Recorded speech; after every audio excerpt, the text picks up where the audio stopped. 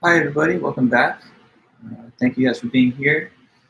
Seems like still a little bit of time until 11:30, but for the moment, welcome. Hope you had a good weekend, and we'll just take about 5 minutes and then we'll get started.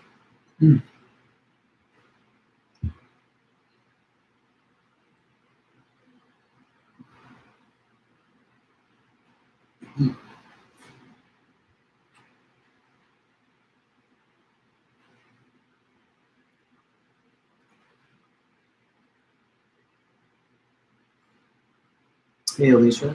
Good to see you.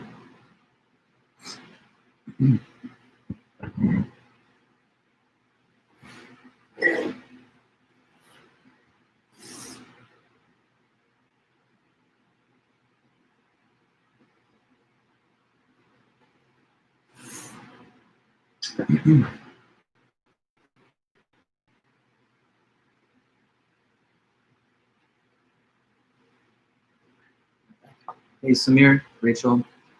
Good to see everybody. Lakers won the title. I'm a fan of, LA from Los Angeles, so it's pretty cool. I'm a big fan of tennis too, so Rafa Nadal won the French Open, so good day in sports yesterday anyway. Anything.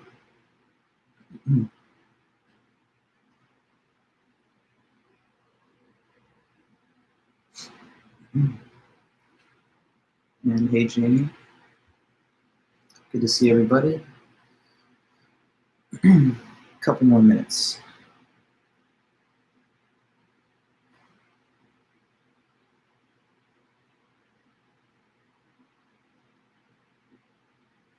Stephanie, good to see you.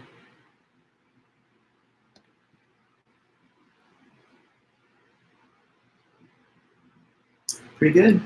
Hey, Leo, Brenna, everybody else. Hey, Valeria.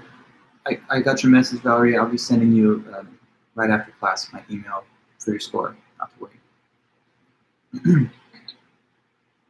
Melissa, Josephine, good to see everybody. No problem.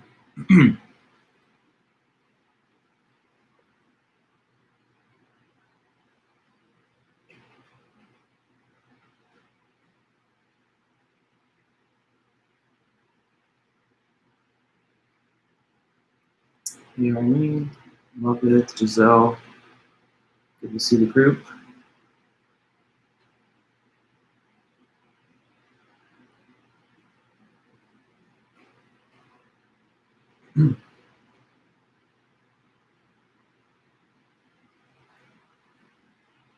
Good morning.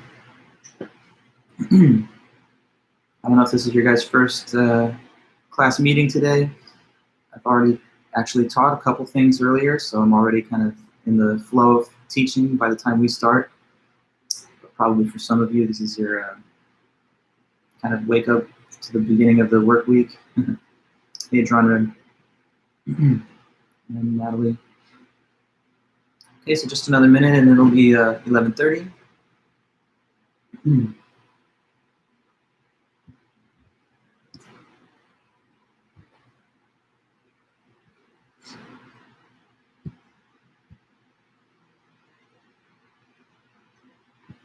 Okay.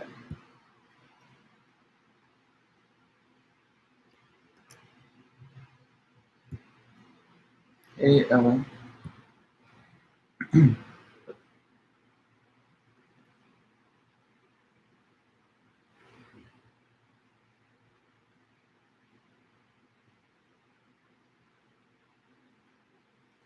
Hey, Ruby. Okay, so it's pretty much 11:30. I guess I'll go ahead and let us get underway. Welcome back, everyone, and I hope you had a good weekend. So let me just ask a question. Did some of you, or hopefully all of you, notice the message I sent through Titanium this weekend? Yeah, just let me know if you got the study guide, answer key for the second homework. Okay, good. So go ahead and make sure that if you haven't already opened that you get a chance to view, print, or download the study guide. That's definitely what we're going to go over today as we get a little review in. And then Wednesday, the 14th, 48 hours from now is when you guys will take the midterm test. So basically, we have a review session and then your exam on Wednesday. And then next week, we continue into the second half of the semester. The midterm is going to be sent to you guys as a titanium announcement. You're going to receive the test form in your inbox at around just before 11:30. And then you'll get the full time of the class period to return your answers back to me in an attached file to my email. So that's the way that the test will run. There's no class meeting or Zoom or YouTube Live or anything on Wednesday. You're simply going to be taking your test, returning the answers back to me, and then that's all we have in terms of a meeting for Wednesday. So, of course, I've finished the grading of the second homework and the first homework. So anybody who's still looking for their score on any of the previous assignments, definitely just reach out to me. If you send me a message, I will definitely get back to you within 24 hours, roughly, and then you'll know your score on any of the other assignments if you haven't checked yet. It's always a good thing to stay up on your score, but you can also use the answer key to give yourself a rough sense of where you may have missed some points on the second homework. Yeah, so let's do this. Let's go ahead then, and I've got a Zoom link. There's not going to be a ton of, I think, a million practice problems during the review session because a lot of it is reviewing concepts, but to the extent that having a shared screen is useful, I want to make use of that. So here in the chat, you see the link for just a Zoom meeting, and I'm going to go dual platform as usual. When I turn Zoom on, I'm going to let the camera keep rolling on YouTube. So this YouTube live stream continues, and I'm just going to open the Zoom link so that we can have a common screen to view for a little while. All right, so go ahead. You should do the same. Click that link, and you can run both platforms also if your computer has no problems with that. I want to keep, of course, the recording as a record for people to review later, and I like the recording function better on YouTube than in Zoom. Okay, so good. Here we are in the Zoom meeting, and let me just share my screen. Okay.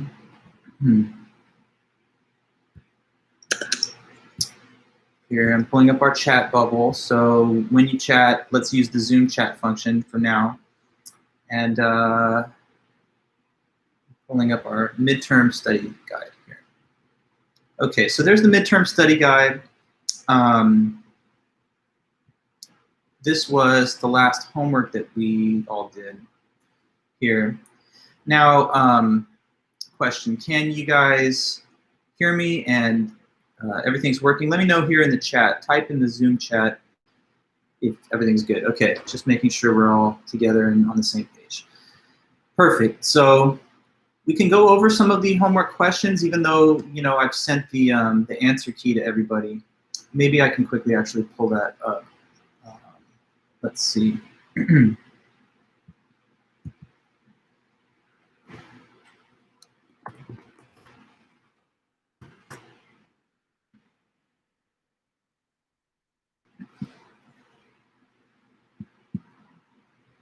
Okay, so yeah, let's just, if we can, I'm gonna try and get everything organized visually here. Okay, so what I'll do is I'll just have the chat here, and then I'll kind of click between these two windows as necessary. So just about the homework really fast, since we're all together. First question is this. So first of all, the instructions. You have to translate all the examples from English to SL. You create a symbolization key. You designate a capital letter for each sentence that you need to translate, and then using the 5 connectives, you put the statement or the argument together. So it's just translation, symbolization, homework exercise. The first problem, if Joan Crawford wins the Oscar, then Bette Davis will cry. If Bette Davis cries, then Elizabeth Taylor will take pity on her. Elizabeth Taylor won't take pity on Bette Davis, so therefore Joan Crawford will not win the Oscar. So what you need are a couple of sentence letters. You need the letter J for Joan Crawford wins the Oscar. That's what you see here. Sorry. You need the letter B for Bette Davis cries. Actually, I don't need the other, never mind. I wrote the answer on the I wrote the problem on the answer key too, so we can streamline just a bit. Thank you, guys. So yeah, we need J for Joan Crawford wins the Oscar, B for Betty Davis cries, E for Elizabeth Taylor takes pity on Betty Davis. The first proposition of the argument is an if-then. It's a conditional. It says if Joan Crawford wins, then Betty Davis will cry. So that is just J, arrow B, J then B. The second premise, if Betty Davis cries, then Elizabeth Taylor will take pity on her. So if B, if Betty Davis cries, then E, Elizabeth Taylor takes pity on Betty Davis. The next sentence, next premise, Elizabeth Taylor will not take pity on Betty Davis. So that's just the negation of E. That's the third premise. And then finally the conclusion, therefore Joan Crawford will not win the Oscar, which is just the negation tilde J. So this would be a perfect answer on question 1. Question 2. And by the way, as always, let me know here in our chat. You can use the microphone if you want, or just the chat. And at any time with comments, questions, or anything you need to know. Okay, number 2. Charlotte and Emily Bronte are happy, and Joan Crawford has no siblings. So we just need 3 sentence letters. C, Charlotte Bronte is happy. E, Emily Bronte is happy. And then J, Joan Crawford has siblings. So the most common mistake, if anyone made errors on question 2, was to place the word no in the symbolization key and then not to have a tilde attached here. That's incorrect though. The word no and all forms of no, not, isn't, wasn't, anything with a negation built into the statement is symbolized by means of the tilde sign. So you have to place the affirmative unnegated version of the sentence in the symbolization key where the letter designates for the statement. And then to express no siblings, we just attach a tilde to the letter. Okay? Is it still wrong? No. Good question, Melanie. I've just used the ampersand here, but you may, of course, use the caret, the upside down V. That's fine. Yes, they're both legitimate. But if you're asking, like, didn't put the and symbol, Melanie, what do you mean, like, if you use the other alternative symbol or if you didn't put any connective? Because if, like, you just had CE not J without the and sign of some kind, then that would be incorrect. But we have 2 options for conjunction symbol. There's ampersand, and then there's the wedge. Am I understanding your question right? On the outside of the parentheses, this sign here, you mean this and sign? Yes, you definitely, well, I mean, is your question whether there must be any connective or if it has to specifically be the ampersand? Because you could have done, like, for example, this symbol for and. But you have to have a, yeah, go ahead, question. Okay. I put none of. I can hear you. Can you go ahead? I thought I heard your mic. Were you speaking? Yes. Okay, go ahead. I have the answer, but without the sign. Like I have everything except that. So you just have C and E, but then how is not J attached to C and E? C and E has, I have it the same exactly. Yes. But at the outside, I don't have the and symbol. So what? It's just not J, like, but there's no, it's just, like this is what you have? Yeah. That's not correct. Is it wrong? That's wrong, for sure it's wrong, because there's nothing connecting not J to C and E. There's nothing connecting these things. So they can't just sit next to each other. You can't just have like statements with no connective between them. Like this is not correct. B tilde J, V, like that's not a sentence because they have to be connected by means of connectives. So no, that's wrong. You have to have the and sign because it says and Joan Crawford has no siblings. That Joan Crawford has no siblings is conjoined to the other part of the full conjunction. Yeah. Okay. So next, number 3. If Trump wins the presidential election, then neither he nor Melania will return to New York. So what we have are 3 sentence letters. T, Trump wins the presidential election. R, Trump returns to New York. M, Melania returns to New York. So the overall statement is an if-then.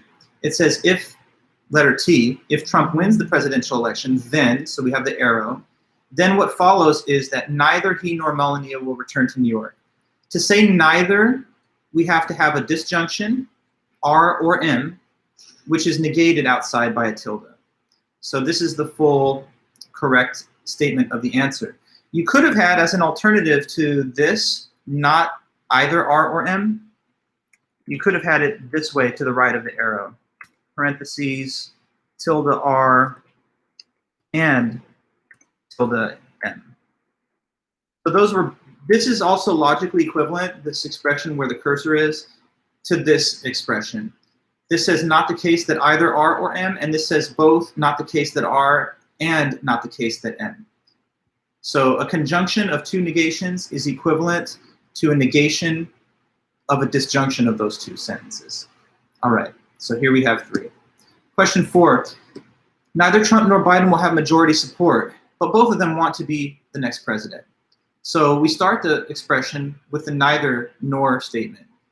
4 sentence letters. T, Trump has majority support. B, Biden does. W, Trump wants to be next president. P, Biden wants to be the next president. So according to this assignment of sentence letters, the first part, neither Trump nor Biden will have majority support, negation of either T or B, but is a conjunction word. So that is symbolized with the conjunction symbol. Both of them want to be the next president. To say that both Trump and Biden want to be the next president, we have a conjunction of 2 statements. Trump wants to be and Biden wants to be, here symbolized by W and P. So that's our answer for number 4. Number 5, Worf will regain his family honor only if Cisco befriends the Romulans and the Federation defeats the Dominion. WSF, W for, Worf, thank you, will regain his family honor. S for Cisco befriends the Romulans, F for the Federation defeats the Dominion. So Worf will regain that honor, W, only if. Now the words only if are symbolized by the arrow. It's not the same as if and only if, which is a double arrow. Without the words if and at the beginning, this is simply the conditional sign, and whatever falls to the right of only if is in the consequent position of the conditional. So the consequent of this conditional is Cisco befriends the Romulans and Federation defeats the Dominion, the conjunction of S and F. So that's the correct information for number 5. 6, Clinton will be next president unless Sanders wins the California primary, in which case he will be the next president. So this one, many people who made errors might have made an error on this one. So first we have to have Clinton will be the next president unless Sanders wins the primary. That is C, Clinton will be the next president, unless P, Sanders wins the primary. Unless is simply the or symbol. So anytime that you see the word unless in an English statement, that's translated by means of this disjunction sign. So this here says Clinton will be president unless Sanders wins California primary. The remaining part of the sentence says, in which case he will be the next president.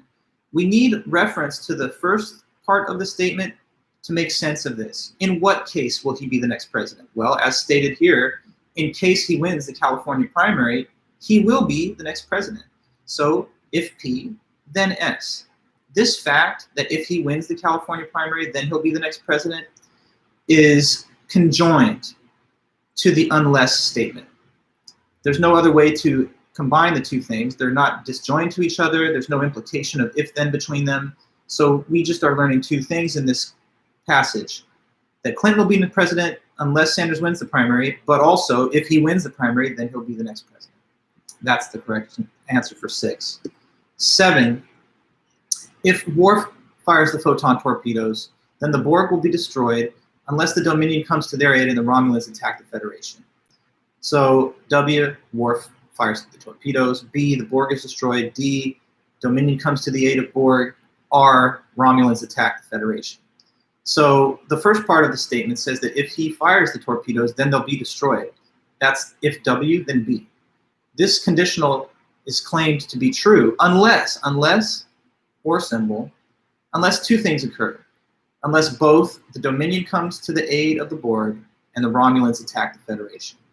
So it is this conjunction that is disjoined to the conditional on the left, and that captures the meaning of question 7. Question 8, Athos will rescue the king and Portos will unmask the Cardinal if, but only if, Aramis captures the treacherous Duchess. So in this argument, in this sentence, not argument, We have 3 sentence letters. A, Athos rescues king. P, Portos unmasks Cardinal. D, Aramis captures treacherous Duchess.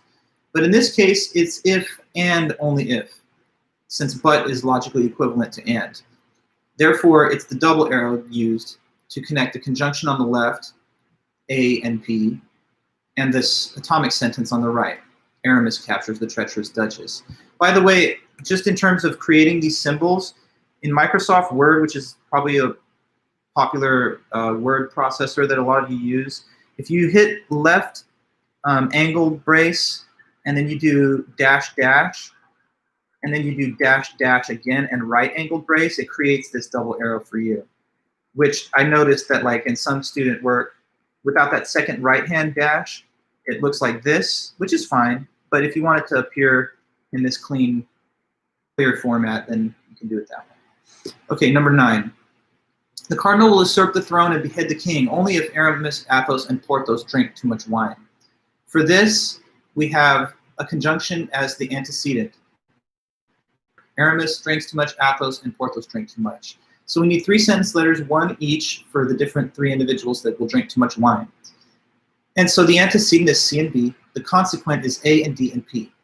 These 3 conjunctions these 3 conjuncts have to be appropriately grouped so that there's no ambiguity as to what is the left and right term in the 3-part conjunction. So we have to add an additional set of brackets in order to enclose the full consequent within the outer brackets, and then an interior set of parentheses to properly group a left and right term among the 3 things here. Now, since it says only if, as you guys should remember, with the words only if, what falls to the right is the consequent. If, now this is kind of meta, in case the word if appears by itself without the word only, like say that the question had been this, how would that have changed the answer? Tell me, somebody in the chat if you can. If I had asked the question number 9 without the word only written there, and it appeared this way, then how would that change the answer below? Something important to know. It's relevant to your midterm. So you gotta just tell me that. Please do. If we eliminate the word only, then there has to be a change to this answer, and what would it have been? Key subtlety that often gets mistaken and results in loss of points. Correct. Yes. It would be in a different order. That's right, Frida and Brenna. In that case, this would have been the antecedent. So it would have been all this, arrow, C and B. Because then it says the cardinal will usurp the throne and behead the king if these events pass. So if these events pass, the 3, then those 2. But when only is written there, it gives us this arrangement, where we interpret the statement to the right of the word if as the consequent. But in the absence of the term only, it is the information to the right of the word if that it becomes the antecedent. And once again, if it says if and only if, then it's a double arrow, and that's a 3rd possibility that's different from the first 2. Okay, now last, number 10. Athos will be locked in the Bastille if the cardinal usurps the throne. Athos will not be locked in the Bastille unless Porthos is arrested for public intoxication. Porthos won't be arrested for public intoxication. So, therefore, the cardinal will not usurp the throne. So we need just the 3 sentence letters. A, Athos locked in the Bastille. C, cardinal usurps the throne. And B, Porthos is arrested for public intoxication. The first statement is that Athos will be locked in the Bastille if the cardinal usurps the throne. And since I just mentioned to you guys how the ordering is assigned when we have either the word if or only if in the middle, this just says if. So that means that if the cardinal usurps the throne, then Athos will be locked in the Bastille. C, arrow A. Following from there, Athos will not be locked in the Bastille unless Porthos is arrested for public intoxication. So not the case that A, unless, disjunction symbol, unless P, unless Porthos is arrested for public intoxication. So from there, Porthos won't be arrested for public intoxication, not the case that P. Therefore, so, the cardinal will not usurp the throne, and that's just tilde C. Okay, so just one time while we're all together going over the corrections and the answers for homework number 2. But now, let us go back to our other task, and that is to go over information on the study guide. So as I go to a new question, let's try all together to give the answer. What's an argument? What is the formal definition of an argument? Let me know. What is an argument? Let's try to move quick. You need this information.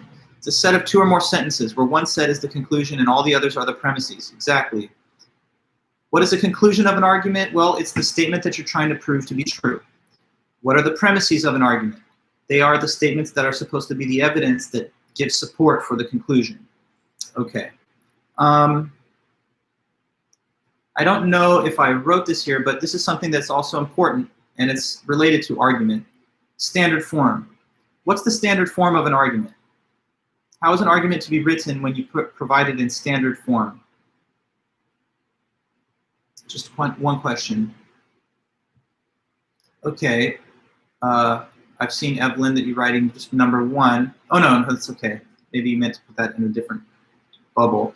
But numbered premises, and the conclusion is separated by a line. Very good, love it. One thing also to remember is that each premise has to be on a separate line from the others, so they cannot continuously run on the same horizontal line. When one premise is stated, one hits the return key, as it were, to skip to the next available line, numbers the next premise, and goes on in that same way until we get to the end of the premises. Then there's a horizontal line above the conclusion, below the premises, and it separates the two parts of the argument, the premises from the conclusion. Okay, what's a deductively valid argument? What's the definition of deductively valid argument? It means that, okay, it is not possible for all premises to be true and the conclusion false. Perfect, yes, thank you. Not possible for all the premises to be true and the conclusion false. If the premises are all true, then the conclusion must be true also. Exactly. Now, let's say, give an example. You know what? This talk of giving an example, it'll be a bit redundant because the next 2 questions deal with that, so we'll hold that for a moment.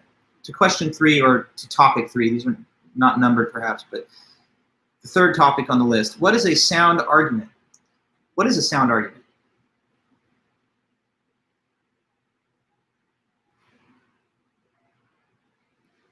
So, a deductively valid argument with all true premises, exactly. If it is logically valid and all the premises are true, then it is sound. So sound, yes. I mean, sound means that the premises of the argument are true, plus the argument is valid overall in its form. Let's give an example of a sound argument. See if we can just state one really fast here. I could just generate them, you know, off the top of my head, but let's see what you think of. There's infinitely many cases. Okay, so Valeria, no president has been to the moon. True enough. That's the first premise, I guess. Where are you going from there?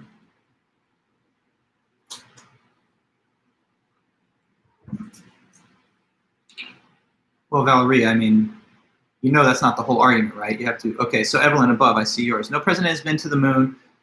Lincoln was president, so Lincoln has not been to the moon. Good. That's a good example. Now, just to make it clear, there's no such thing as an argument that's one sentence. I think most people, nobody made that mistake, but you can't write one sentence out and say, here's the argument. Because as we've already written and defined, an argument is minimally a set of 2 or more sentences, which has one conclusion and at least one premise. So you can't say something like, you know, America went to the moon in 1969. No, I know that, but I'm making this point for a separate reason. And it's just because I've seen some mistakes like that, not a lot of them, but in some student work, the fundamental concept of an argument was badly misunderstood. Like a person just writes, cow jumped over the moon for an argument that's valid but not sound, just because they know that's a false statement. But it's not structured as an argument what it needs to be. So just don't forget that. If you're asked to give examples of an argument ever, you need to give a full argument. Okay, so good. That's a good example, Evelyn. The argument you wrote is valid. The conclusion logically follows from the premises, but it's not sound. But it is sound because it's both true statements. Now to the next case. Give me a valid argument that's not sound. So now a valid argument, but with at least one premise that's false. That's all. So what do you have for that?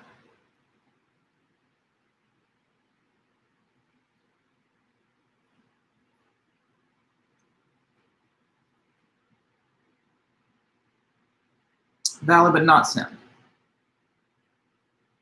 Okay, all organisms are made of plastic, says Lily. Jimmy Fallon is an organism, and therefore he's made of plastic. Okay, good. So that's valid, and it's not sound. It's valid because the conclusion is just a result of the premises logically. So that's like the statement that logically follows from those premises. But the premises are just not true in fact. The first one, at least, is not a true fact. It's not the case that all organisms are made of plastic. Next up, John Rib. If the Lakers lost the NBA Finals, then the Heat won. The Lakers lost the finals, and therefore the Heat won. Good. That's a valid argument. If those two premises are true, then the conclusion follows from them, yes. But unfortunately, or fortunately, depending on who you root for, the premises are not both true. So Lakers, long live the Lakers, I guess. Go Lakers. Okay, good. So what is it that valid arguments have in common when they're either sound or unsound? Well, I'll just tell you. A valid argument is truth-preserving in both cases, meaning that it's not possible for the conclusion given to be false if we assumed the premises were true. So whether it's sound or unsound, the conclusion is implied by the premises. The only difference between a sound and an unsound argument is whether the premises contain true facts 100% or not. So if there's at least one false statement among the premises, that makes it no longer sound. But validity just means that the conclusion of the argument is logically assured by the premises, that it is implied by the premises. Okay. Now next, just briefly, because we've not taken much time to speak on induction, our class is really mostly focused on deduction, but I do want you to know what it is. What is an inductively strong argument? And let's see if you can give me the definition, and then we can give some examples. So for an argument to be inductively strong, what does this mean? Good, Evelyn. If all the premises are true, then the conclusion is highly likely to be true, but not a guarantee, not absolutely necessarily true. The conclusion is probably true based on the premises, but it leaves some room to be otherwise. Can there be any examples that you can think of? The sun will come up tomorrow. Okay, Brenna, yes, but you'd have to add, a premise. You have to say reasons why you think it's coming up tomorrow. And you can give the reasons, like the sun has come up every day for billions of years, and so it'll come up tomorrow. How about this? An NBA champion has been crowned every year for like the past, 60 years. So in 2021, there will be an NBA champion crowned then. That's probable, isn't it? Because it's a pretty solid track record. But as we've seen, world events can throw things into chaos and sometimes cancel events that we otherwise always assumed would happen. So it's a probable outcome based on a premise that's given, which states a track record leading up to this. But with predictions of the future, we know that the stability of the past behavior or pattern can sometimes change. So here, Lily, you give this example, which I don't know. Like your example, I understand the attempt. You say it snowed in Britain in winter of 2018, and then it did in winter of 2019. So it will snow in winter of 2020.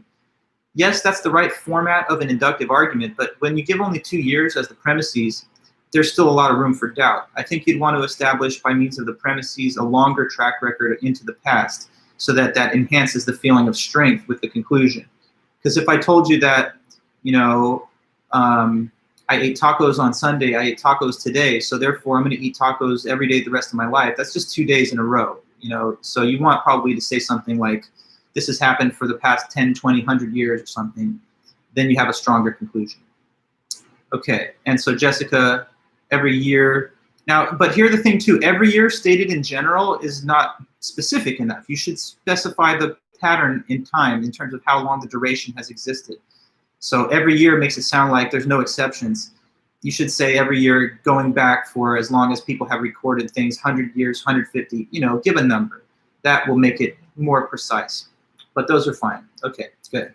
So now, next, 2 truth values. What are they? That's a straightforward question.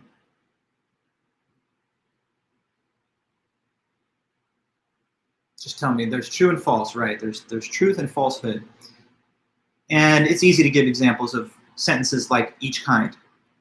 Hit me with a true sentence and a false sentence, anybody? Maybe, yeah, let's see what you can come up with. Lots of stuff, lots of subjects. We will vote in November. Well, I don't know. Maybe, I mean, the country will vote, but there's a lot of people, unfortunately, that won't vote. So, and it's also the future. I mean, November is the world could blow up tomorrow. So let's make it something that's true and no room for dispute. True, the Earth is the third planet from the sun. Yes. False, the Earth is the closest planet to the sun. Good, that's fine. Today is Monday. Yes. But is time even real? I mean, what is the days of the calendar before people invent a calendar with dates on it? We're just rotating around the sun. We could call it, we can make up words for what it is. We go back in history. So, I'm just trying to be a little bit philosophical with you, but Monday and time, somewhat unreal. Time's passing, but we could have made up different words. We could have made one day 48 hours instead of 24, but I understand what you mean. Yes, according to the Julian calendar of dates, this moment in space-time is a Monday. I sometimes like to state facts when they're true in terms of objects because they're a little more grounded in concrete reality. So like if I say, there's a cat in my house, that's a fact. But anyway, what's something false, Leonard? You'll let me know. But you'll come up with a false statement, and then let's go ahead and give some more stuff here next. So, nothing though? I want to make sure you got something false too on your mind, Leonard. Cal State Fullerton is in San Diego. Okay, good example. That's just not true. All right, perfect. So what about, give an invalid argument where all the premises are true? How about that? So state an argument, let it have premises that are all true, but nonetheless, it's not valid.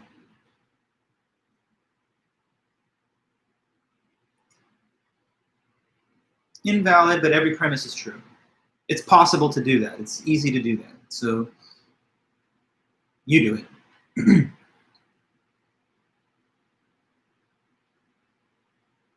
Okay, triangle has 3 sides, therefore soccer is a sport.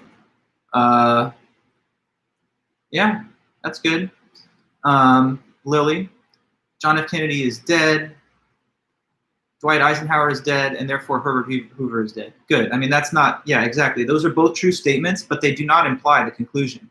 2 other unrelated people being dead doesn't mean that Herbert Hoover is dead necessarily. These are unrelated facts. So since there's no implication between the premises and the conclusion, it's invalid, but the premises are all true. How about this? I didn't put this question there, but as I'm on the topic, I think it's something that you should be aware of. What about a valid argument where all the premises are false? How about that? Valid, but with like every premise is just not a fact. It's all false information. Valid, but with all false premises. How about that?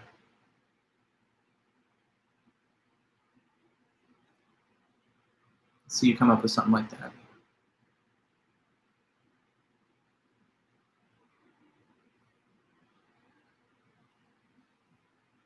Okay, all vegetables are yellow.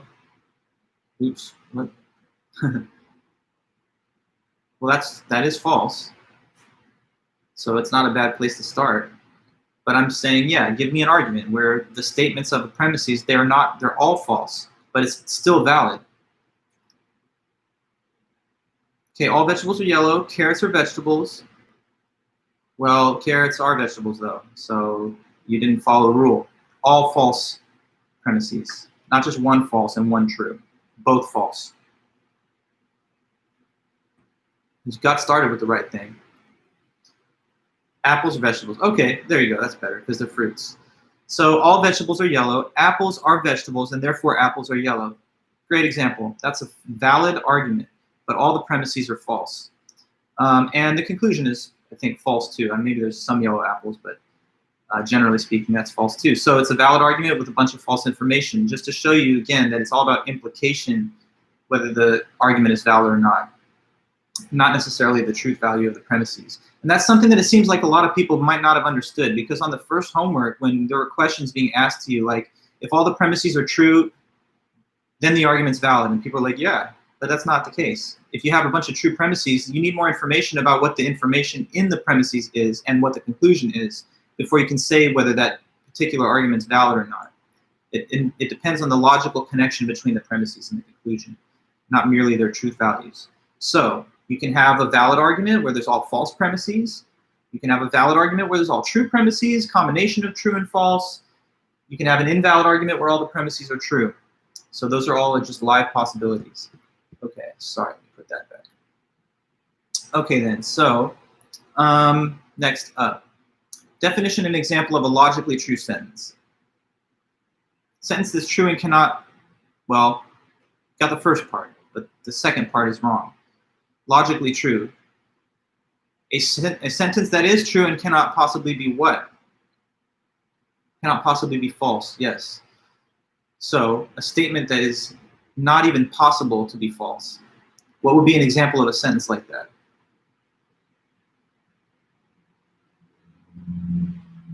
Squishy sponge is squishy? Okay, good, yeah. So when you say of an object that it has a feature that's already stated in its predicate, like the brown dog is brown, would be logically true, yeah. 2 + 2 = 4, yes, good example. Anything from math? No, Leo, no, no, no, no. The Earth orbits the sun is not logically true, it's just regular true. But it orbits a different object in space.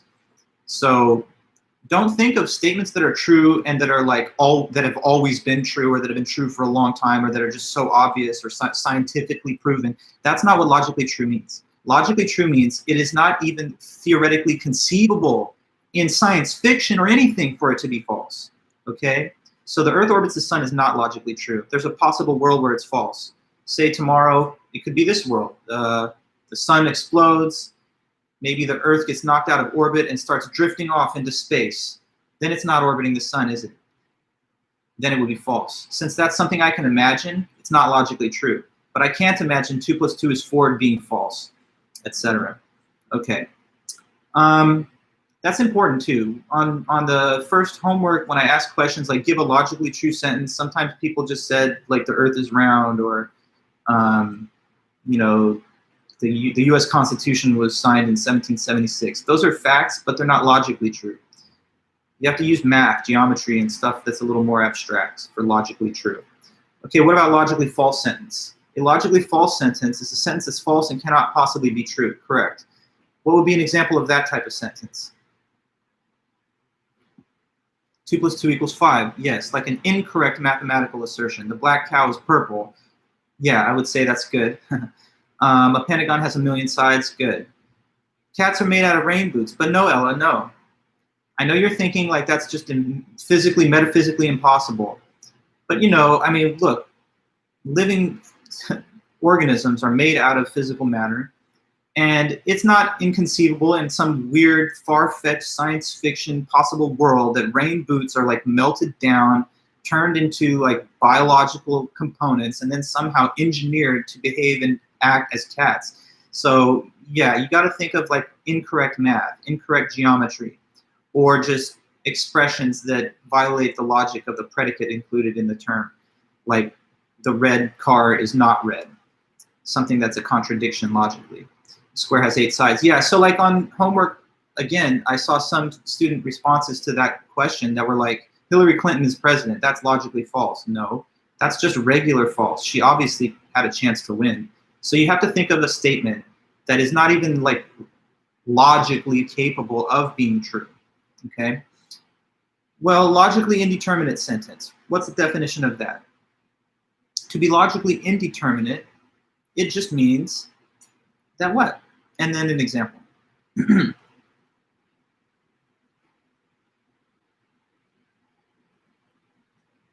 A sentence that's, yes, neither logically true nor logically, I think you want to add false. A sentence that is not neither logically true nor logically false. So like, for example, I'm wearing a hat. Yeah.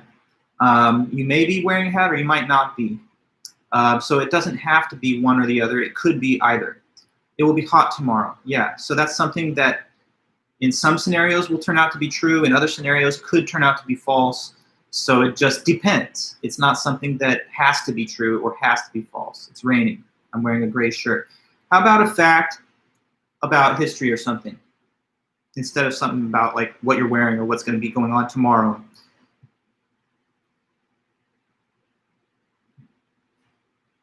Something from the past. Okay, yeah, Hillary Clinton as president would be logically indeterminate because it's something that in one possible world she was elected. In our confusing, messed up actual world, she wasn't. So if you can imagine two scenarios, one where it's true, one where it's false, that's logically indeterminate. It rained December 10th in 1620. Yeah, maybe it did or maybe it didn't, but because either case is possible to imagine, it's logically indeterminate. Okay, good. So next, sentences that are logically equivalent or not equivalent. What's the definition of a pair of logically equivalent sentences? If two sentences are logically equivalent, this means what about them? When they're logically equivalent, they what?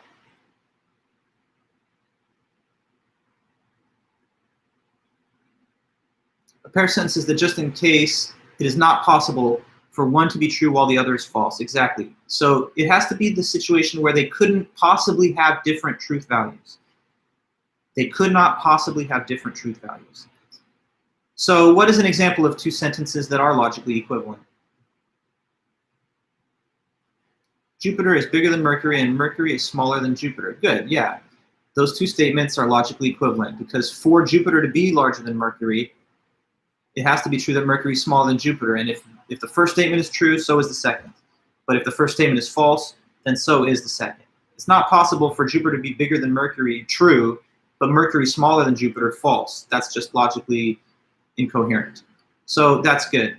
Now, what are two sentences that have the same truth value but are not equivalent? How about that?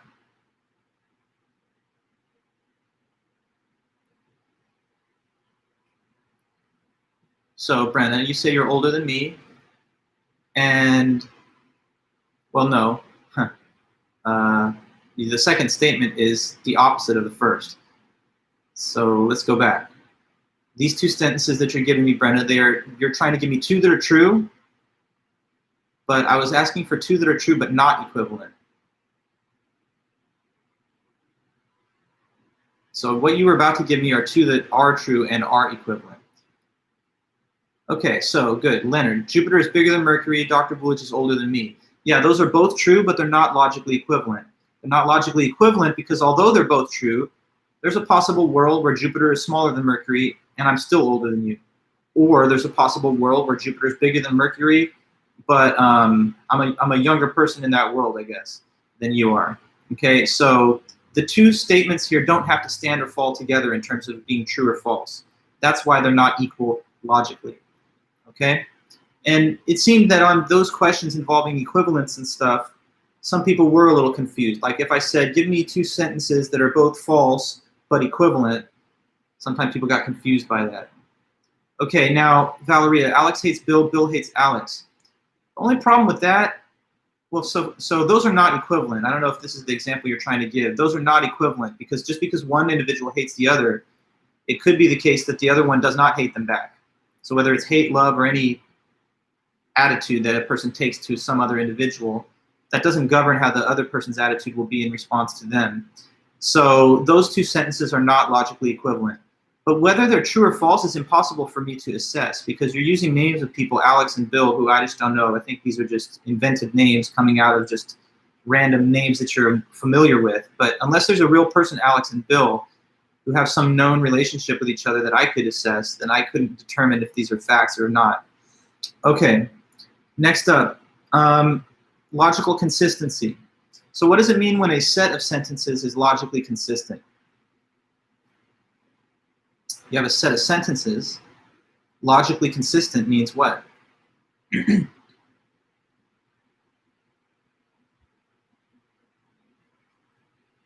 Just let me know. Okay, a set of sentences is logically consistent just in case it is possible for all of them to be true. Yes, so if it's possible for all members of that set to be true, then that's a consistent set of statements. So what's a set of consistent statements? Give me a set of consistent sentences that are all false.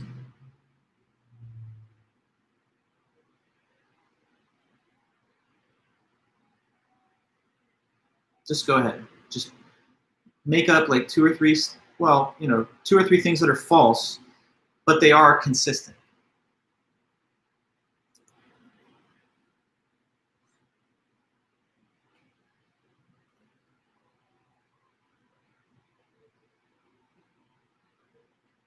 Go ahead, not all at once. false, just false stuff. Okay, Kobe Bryant is alive, Hillary Clinton is president, Arlene. That's good. Those two things are not true. Kobe Bryant's dead, Hillary Clinton is not the president. But although those are two false statements, they're consistent, meaning that they could both be true. There's no reason that one of them being true is inconsistent with the others being true too. So if, that very well could have been the case. If Hillary had won in 2016 and Kobe didn't get on that helicopter, then those two things would have been true in this world. So because that's possible for them to both be true, they're consistent. Okay, and Andre, you gave another good example. We're not in a pandemic and Hillary is president. Those two statements could have been true, I guess, if things had played out differently. They're both false, as it is, actually, but there's no reason that they can contradict each other. So since they are capable of both being true in a different possible world, they're consistent. Okay, now, what about an inconsistent set of statements? What if I say to you that, I don't know, there's 10 people in this room, and there's also less than 5 people in this room. Is that consistent? There's greater than 10 people, there's also less than 5. It's not consistent. Those two statements cannot both be true. If there's more than 10, then there's not less than 5. And if there's less than 5, then there's not more than 10. So those are just two statements that are not logically consistent. If I say that I'm older than you and you're also older than me, this is not possible because the age relation is not symmetrical. The older than relation is not symmetrical. So that's another possibility of two statements that are inconsistent with each other. So when the statements cancel each other out, then they're inconsistent. Like in the homework, one question said, Henry doesn't like any dairy product, but he likes ice cream and ice cream is dairy. That's not consistent because the statement that he doesn't like any dairy product is opposite of the statement that he does like ice cream. So anyway, inconsistent. Here's the other thing too. When I asked a question in the homework about like Jack loves Jill and Jill loves Jack or something like that, some people were saying that they're not equivalent because we don't know if Jill loves Jack. Like as if Jack loving Jill was like for sure, and then whether she loves him back, that was the question. That's really not the right way to answer it, even though I didn't really deduct points if you said that, because both statements could be either true or false. Like it could be that she loves him and he doesn't love her. The only reason that they're not that they're not equivalent is because they don't both have to be true. One can be true while the other one isn't. But I noticed that a lot of people made this assumption like, well, he loves her, but we don't know if she loves him back. We don't know the true value of either statement. You're supposed to just look at the two of them as a pair and understand that they don't express equivalent information. After all, the names that I made up are just made up names of people. Okay, so we go on. How to translate sentences into the symbolic language using symbolization key sentence letters and the 5 logical connectives. So I mean, some of the review of the homework that we started this meeting today with is useful for questions on translating and doing symbolizations. So as you guys know, there's the 5 connectives. There's and, there's or, there's if then, there's if and only if, and then there's the negation sign. So when you want to express something that says like, Kobe Bryant is not dead, that would be like designate sentence letter K, capital K for Kobe Bryant is dead, and then tilde K would be like negation of the statement K. It is not the case that K, where K stands for Kobe Bryant is dead. If you had a conjunction and you wanted to symbolize that, the Lakers are champions and LeBron, the Lakers are champions and LeBron James is the greatest player, that would be like C, Lakers are champions. L, LeBron is the greatest player. And that would just be C, conjunction sign, L. And when you have complex expressions, you may have to use multiple connectives to provide the full translation of the English original. When you do that, you just have to make sure that you appropriately group the parts of the formula in parentheses so that the main connective is displayed with one term on its left and right if it's a binary connective. Okay. Using truth tables to test whether an individual sentence is logically true, logically false, or logically indeterminate. Okay, so like, I mean, and also, of course, when you're reviewing and getting ready for the midterm on Wednesday, any of the lectures involved on these topics are definitely helpful and fair game for you to go back and examine again. So about truth tables. One thing that a truth table can be used to examine is whether an individual sentence is logically true, logically false, or logically indeterminate. So like, say we have this sentence here, A and not A. Okay, so we have the formula. We have to now create a truth table, and the question, let's suppose, is this logically true, logically false, or logically indeterminate? So the first step in creating a truth table is to draw a cross, then to put the formula to be analyzed in the top right of it, and place an arrow down over the main connective of the formula. In this case, what's the main connective here? With the statement A and not A. Good, it's the conjunction symbol, this one. Now this is, I'm doing this quick, keeping the truth table small so we can move on, but how many rows does this truth table need when there's one sentence letter? Actually, no, Melanie, it's 2. If there are 2 sentence letters, that's when it requires 4. So when there's one sentence letter, it's 2. When there's 2 sentence letters, it's 4. When there's 3, it is 8. When there's 4, it's 16. So the only instance in which we would need to create a shortened truth table is when it's asked for. Yes, Leonard, that's right. So anyway, here's this formula. We need 2 rows where the top half is true and the bottom half is F, and that's the only 2 true values. So we then just replace T's and F's in accordance with the value given in each horizontal row. Now, we save the main connective column for last. That means we're going to work on this tilde part next. So here's a tilde to the left of A. If the value of A is true, then what's the value here in this space under the tilde? Good, F. And then here? T. Good, because the tilde sign is the negation, it simply reverses the value of the letter or formula it's attached to the other value. So we've got a conjunction here, and with conjunctions, how many members of the conjunction have to be true for it to be true? Both. It has to say T on the right and the left. So we're comparing the value underneath A with the value underneath tilde. What's the row 1 value then under the conjunction sign? So F, yes.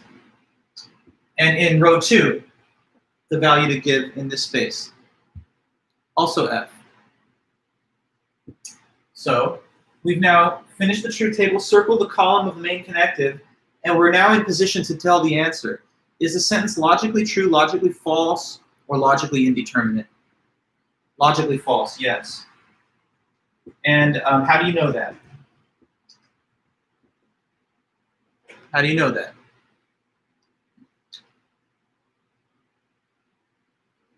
What is it that you saw that told you that was the answer? Because the circled row is all F's, exactly.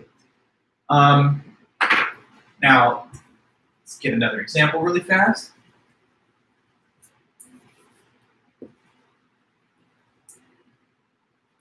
What if the statement is either A or not A? Okay, so again,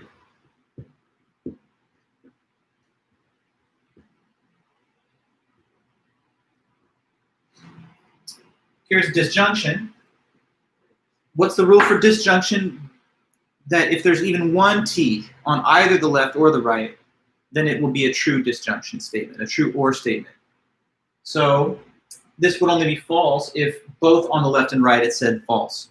So how about in row 1? What's the value to place here under the wedge sign, under the disjunction sign?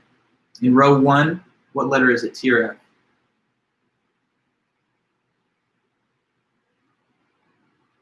T, yes. And then in row 2? T.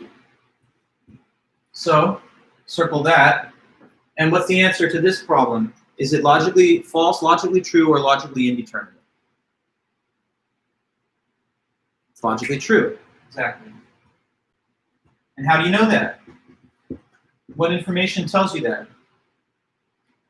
All circles everything circled in this column are T, exactly. So when it's 100% T everything in this row, that's a logically true formula. When it's everything F, like in the other case, that's logically false. Now, let's try one more.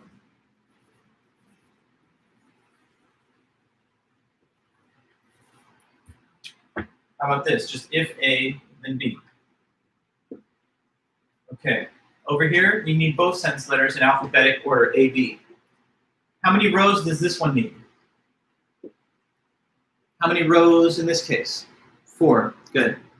So we start the leftmost vertical column under the leftmost sentence letter that starts this part of the chart.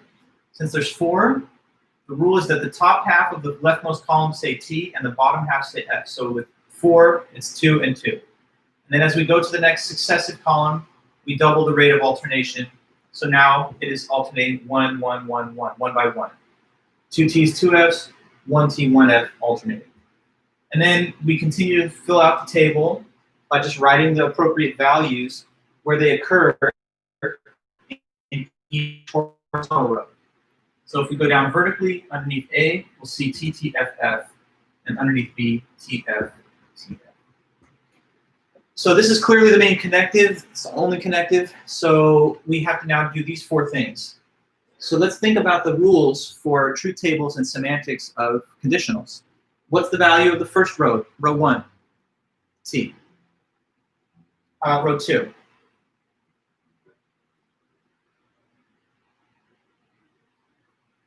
The truth value of the formula in the second row. Yes, it's F. But let us be confident, Brenna. It's definitely F. T on the left, F on the right. With the conditional sign, that's when it's false. It's only in that one case. So we must try to make sure we don't forget that. The arrow symbol, the horseshoe, the conditional, I've noticed that it's one of the ones that seems somewhat harder for people to remember and to set down in their mind. But the best way to think about it is that it's basically always T. It's always T unless you get this one special case. T on the left, F on the right. But all other combinations of left and right truth values give T. So it's sort of like deduce, that if it doesn't say TF, you have all the information you need. It's going to be true. So the rest will also be true, yes. Now, what is this sentence? Logically true, logically false, or logically indeterminate?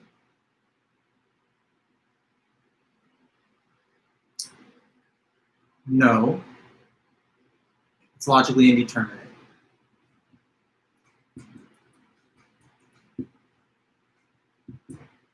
Did I lose you there,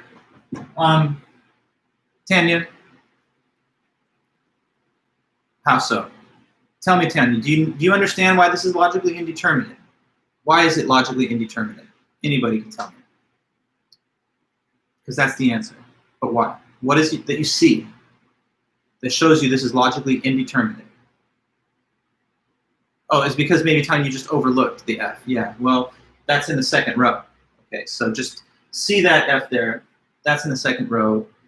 When you see that, you should see that they're not all T's. They're not all F's. There's 3 T's and 1 F, but that's not all exclusively T's or F's. It's a combination, so it's logically indeterminate, right? Okay, good. So next on this list of questions, topics rather, truth tables to test whether a pair of sentences is logically equivalent. Okay, so another task. Truth tables can also be used to see whether 2 statements or sentences in logic are equivalent or not equivalent. So like say we have these statements here. A and B, A or B. Okay, so this is the table. We've got A and B there on the left as the 2 sentence letters used. And these are the main connectives, obviously, the and sign, the or sign. How many rows does it require in this case? 4, because there are 2 sentence letters. So underneath A, T, T, F, F. Underneath B, T, F, T, F. Okay.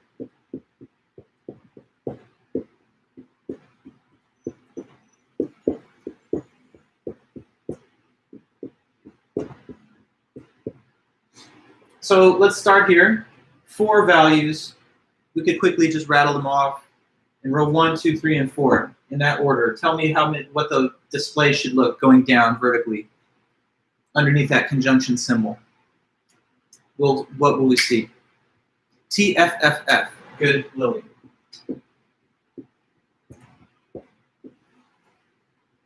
Yeah, because it's a conjunction. And with a conjunction, it's only true in one case, where everything is true on the left and right. Other than that, whether there's an F on the left or right, it's false, or if there's both. Now with disjunction, what's the display of truth values starting at the top and going down in that case? Underneath that disjunction sign.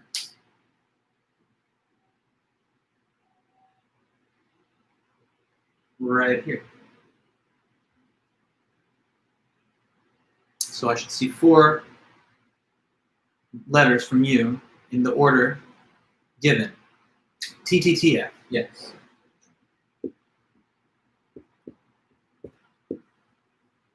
Okay, now it's because with disjunction, as we've said, it's true all the time, unless there's 2 Fs. So there's only one situation on the bottom here where there's 2 Fs. Other than that, either both true or one or the other is, and that's enough for it to be true.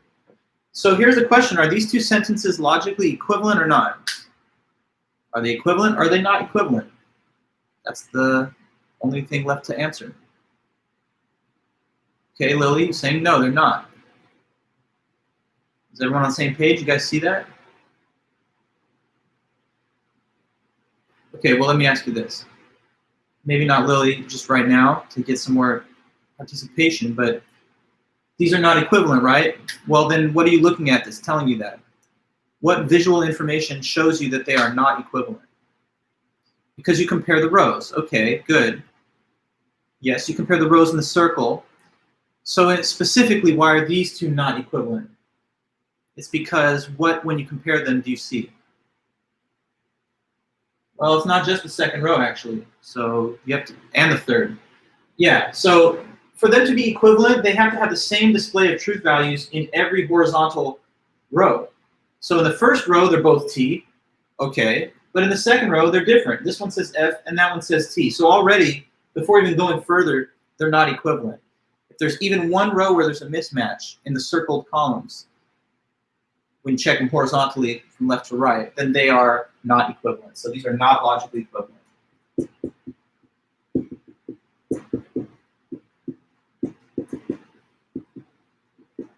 Okay, not logically equivalent. But you know, sometimes when you do this exercise, you're going to find 2 sentences that are.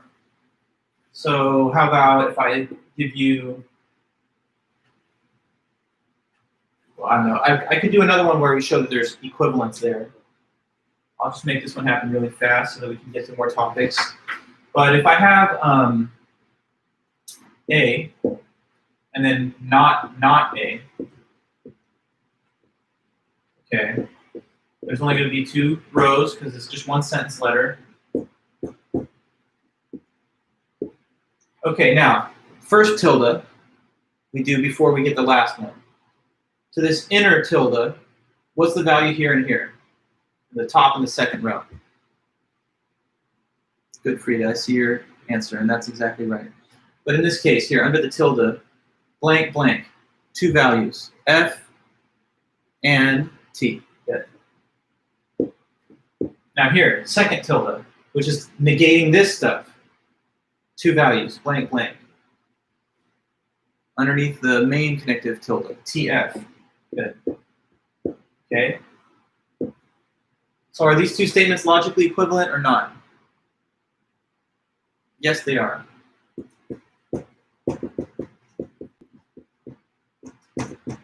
How can we see that? How do we know that? Because they have the same truth value in the 2 horizontal rows. So, I mean, they're logically equivalent. And that should make some sense to you just because look at the 2 statements. One says A and the other says it is not the case that it is not the case that A. So right now you're watching this lecture. Let's call that statement A. That is equivalent to saying that right now it's not true that you're not watching the lecture. It's not the case that it's not the case that you're watching this lecture. So you're not watching it, which is equivalent to saying that you are watching it. And that's how double negation works. double negation is a double denial. And if you deny the denial, then you're affirming the statement which was denied in the first denial. Okay, so like, I'm your professor, and I deny that I'm not. You understand? So that's the same way of saying it, perhaps in a more complex idiom. So then the next question in the study guide talks about consistency, how to use truth tables to test whether a set of sentences is consistent or not. So for that, I don't know, we could work with the same, maybe I'll give you a different look.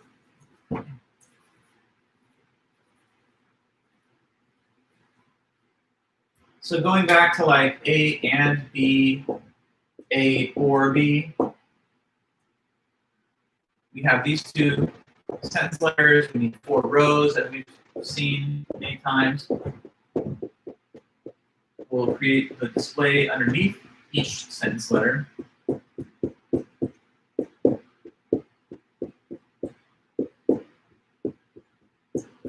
Okay, so this is a conjunction sign. As we've already done this, I'll just do it quickly. Just true here on the top row, because in all the other 3 cases, we don't have 2 true conjuncts. And this is true in every case. So, question then, are these 2 statements consistent or not? That's all.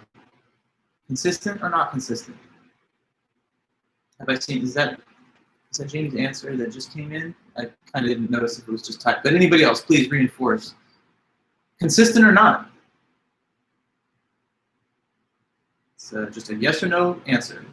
Okay, yes, consistent. Good, Andre.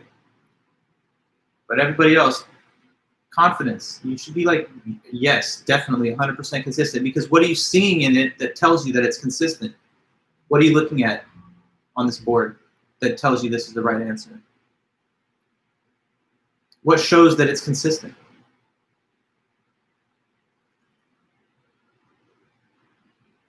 Row 1, exactly. Because in row 1, they have the same truth value, T. Well, it's not just having the same. They have to both have T in at least one row. And they do. In this truth table, we see that both of the statements would be true in that first truth value assignment. So since you can find one row horizontally where they're both true, that's consistency. Suppose I add one more statement over here, and I just let it be A, the atomic sentence A. Okay, well, in accordance with this table, I have this. And it's still consistent, and it's still based on the first row, because in that row, each statement is true, but only in that case. All right, so when you're judging a set of sentences, it could be 2, it could be 3, however many, but when you're judging them using a truth table to determine if they're consistent or not, you finish the table and then you look through it to scan it and see, is there any horizontal row where everything's true? If there is, you would circle it and you would write consistent. But if there's no such row, then there's nothing to circle, meaning that it's not consistent. Okay? Consistency can be shown by means of a shortened truth table. That a sentence is not logically true or false could be shown by means of a truth table that's shortened, just having one row where it has the opposite value of that. Okay, and then non-equivalence can be shown by means of a shortened truth table as well. You would just create the one row where the 2 formulas don't have the same truth value. Okay, so then there's just this one more truth table concept as we finish the review session, and that's how to use a truth table to determine whether an argument is valid or invalid. Okay, so first of all, let me write an argument on the board, and then we'll put it into the truth table. So say here we have this argument of 2 premises that lead to this conclusion below. If A, then B, A, so therefore B. These are the 2 premises, this is the conclusion. Okay, so let's generate a truth table to analyze whether this is valid or invalid. So one premise is if A, then B. The second premise is just the letter A, and the conclusion is B. When using a truth table to analyze an argument, you place the premises first and the conclusion as the rightmost expression on the top right here. So we have two sentence letters overall, A and B. Therefore, we need 4 rows.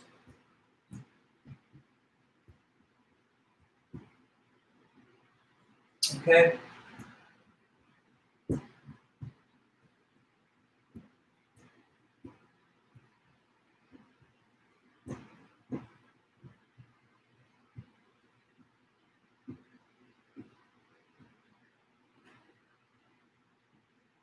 So just one time, underneath this column where the arrow is, we have 4 truth values. And it's a conditional, so true, false, true, true.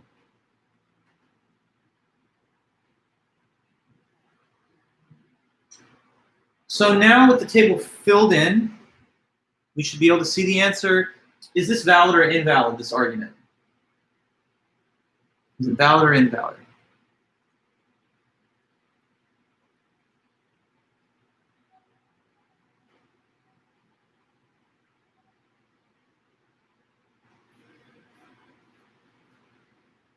That's all I'm asking. Is it valid or not?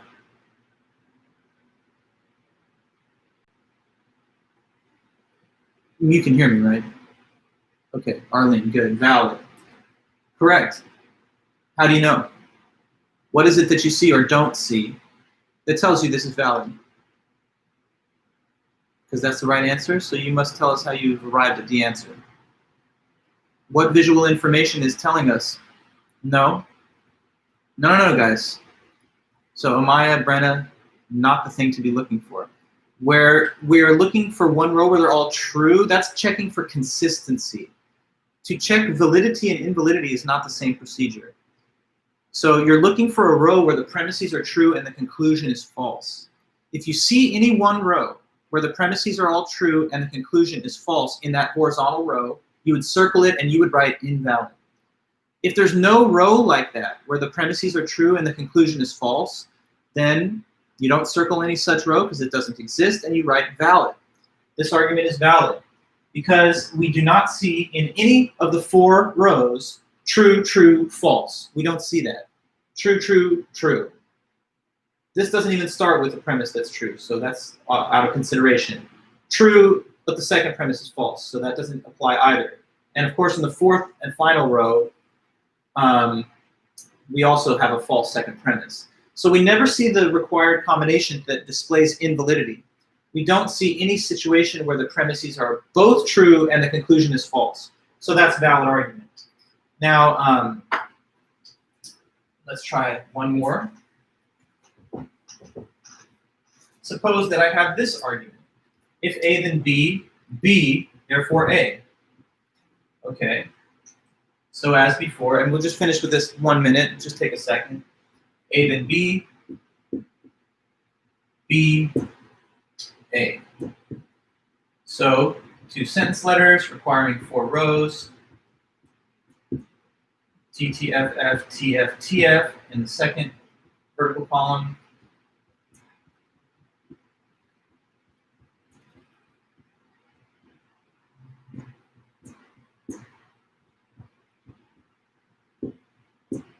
Okay, here, first row, true, false plus T to F, and then true, true.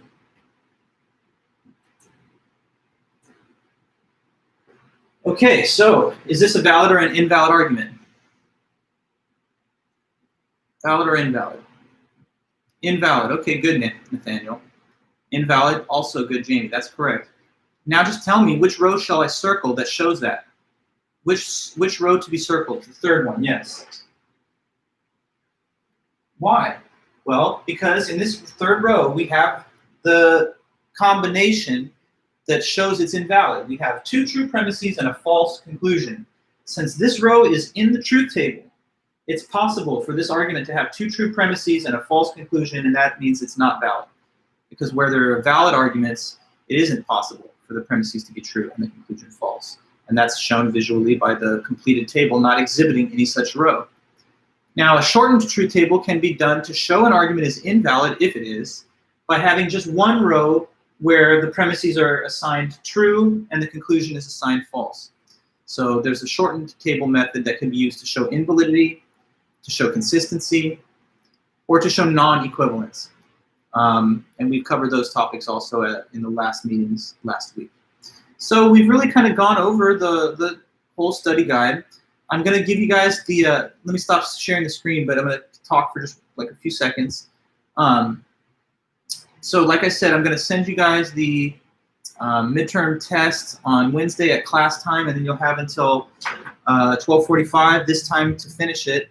There are 3 main sections. There's a true-false section in the beginning where there are 10 questions, and your answer just has to be either is this true or a false statement.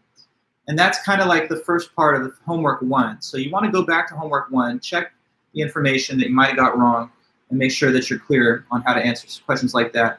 Section 2 just has some definitions where you basically have to provide the remaining part of a key concept definition, and those are definitions that we've learned, that are in the book, and so on. The third section is symbolizations, and so there are 6 of those. That part is worth as much as 30 points. So each of the 6 symbolizations is as much as 5 points. And so that's kind of like the homework 2 that you guys just did. And then there's 2 truth table exercises at the end, where you'll have to take a formula and then use truth tables to answer some questions about properties of either an individual sentence or a pair of them. So true and false section, 20 points, definitions, 10 points, symbolizations, 30 points, and then the truth table stuff at the end is 40 points. And therefore, you know, that's the whole exam. How many questions are there in total? In total, there's 10, 12, there's a total of 20 questions. 10 true, false, 2 definitions, 6 translations, and 2 truth tables. So that's how it is. Will you write the answers down and send them through email? You can do that. You can also type them. I provide you with whatever option you prefer. So I just need you to send me back your answers in some written or typed medium before class time expires. If you prefer to do it as handwritten, then that's fine. If you'd like to use a typed version, that's fine too. I'll accept either way. Okay. You will need to create truth tables for 2 problems, yes. The last 2 problems, which are worth 40 points, involve truth tables, yes. There's no class meeting on Wednesday, there's just the exam, that's right. Also true. Okay. So everyone's good. I have my office hours starting at 1:30, and if anyone had other questions, they could let me know. Other than that, please inquire for any scores if you need them at any time. And other than that, I'll see you guys. I'll be in touch on Wednesday. During your exam, I'll have my email Outlook inbox open the whole time, and I'll confirm each received exam as I get them, so you'll know that I got it. And if you have questions or anything during the test, you can simply email me, and I'll be answering them live in real time as they come in. Okay, then. So have a great day, and good luck this week, and I'll see you guys back soon. Okay. I'm ending this Zoom first and then the YouTube next. And here we go, YouTubers. I'm ending this one too. So thanks again, guys, and I'll see you soon.